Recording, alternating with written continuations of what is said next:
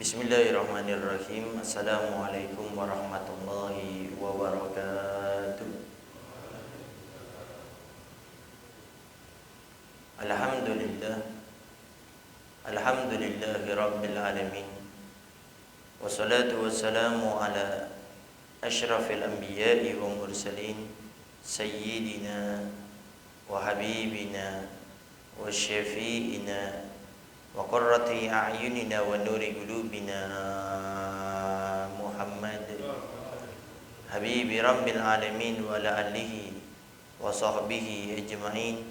Allahumma salli wa sallim ala sayyidina Muhammad tibbil qulub wa dawaiha wa afiyatil abdani wa shifaiha wa nuril absari wa diyaiha wa qutil arwah wa gidaiha wa ala alihi wa sahbihi wa sallim.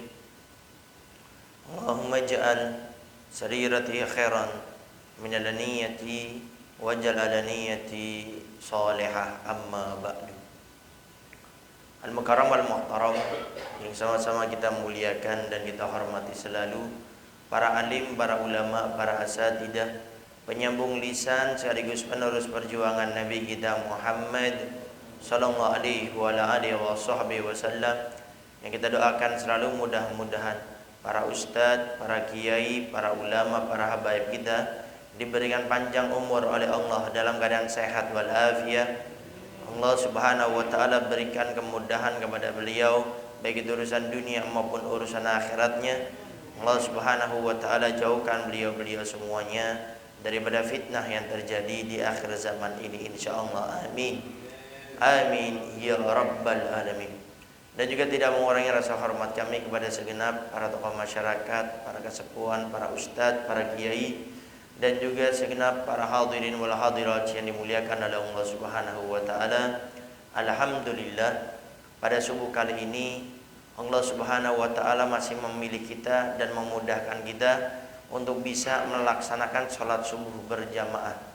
Mudah-mudahan sholat subuh yang kita lakukan ini diterima pahalanya oleh Allah Subhanahu wa ta'ala, dan mudah-mudahan sholat-sholat fardu yang lainnya Allah berikan kita kemudahan untuk melakukannya dengan berjamaah, dan mudah-mudahan semua apa yang Allah perintahkan mampu kita laksanakan, dan apa sesuatu yang dilarang oleh Allah mampu kita tinggalkan, sehingga akhir hidup kita dengan mukadimah tersebut menjadi sebab kita semuanya meninggal dalam keadaan husnul khatimah. Amin.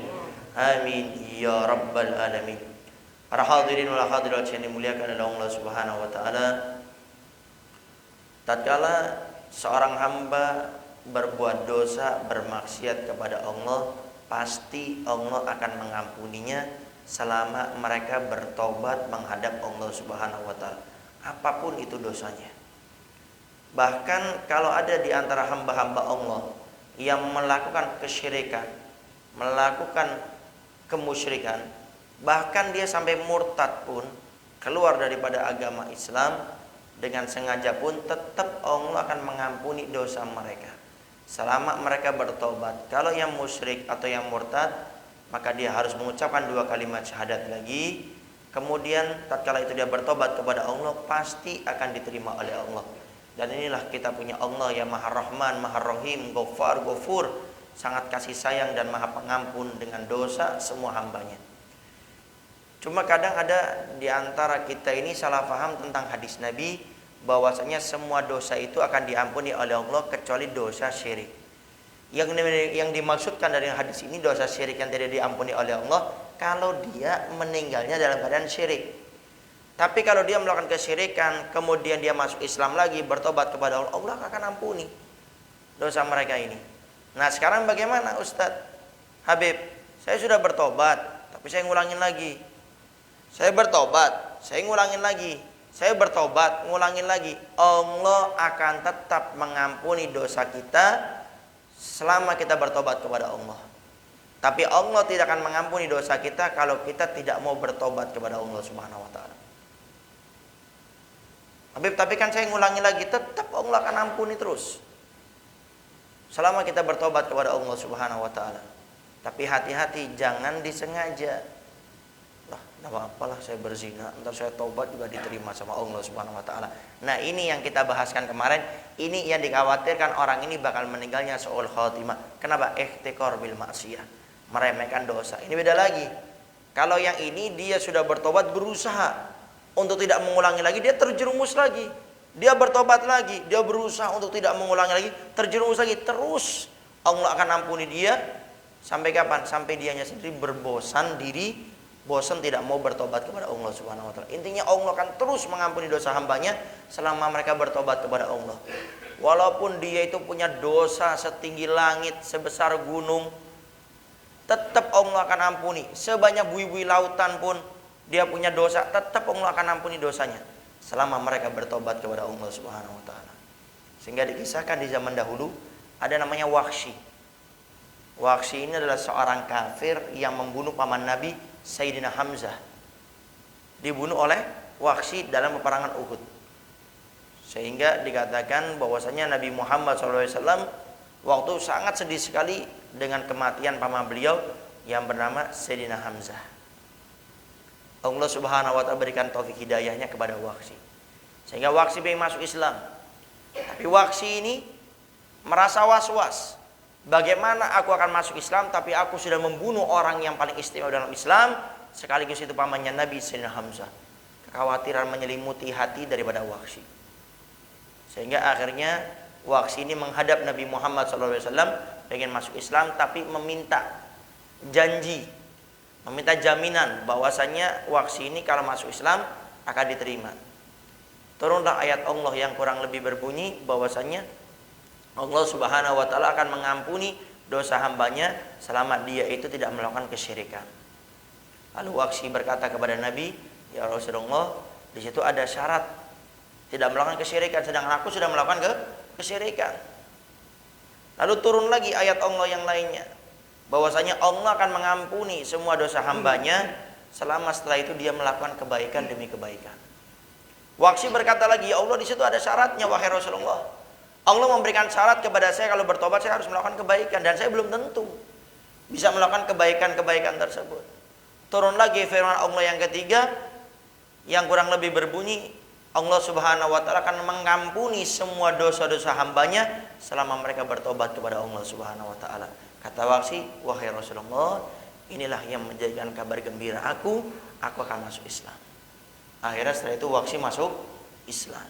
Karena dalam masuk Islamnya Wahsy ini, Wahsy menyangka tidak ada syarat dan itu yang mendorong Wahsy masuk Islam.